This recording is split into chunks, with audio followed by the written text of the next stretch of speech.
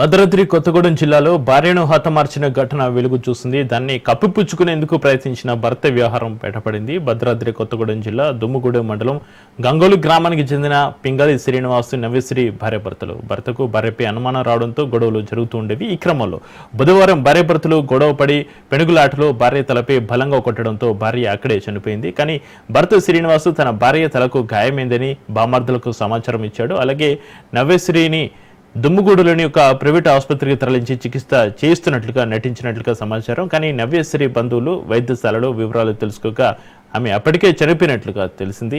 దీంతో శ్రీనివాసుని కఠినంగా శిక్షించాలని బంధువులు డిమాండ్ చేస్తున్నారు. భద్రాద్రి కొత్తగూడెం జిల్లాలో భార్యను హతమార్చిన ఘటన వెలుగు చూసింది. దాన్ని కప్పిపుచ్చుకునేందుకు ప్రయత్నించిన భర్త వ్యవహారం బయటపడింది.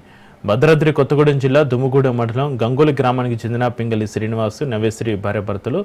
భర్తకు భార్యపై అనుమానం రావడంతో గొడవలు జరుగుతుండేవి. ఈ క్రమంలో బుధవారం భార్యాభర్తలు గొడవపడి పెనుగులాటలో భార్య తలపై బలంగా కొట్టడంతో భార్య అక్కడే చనిపోయింది.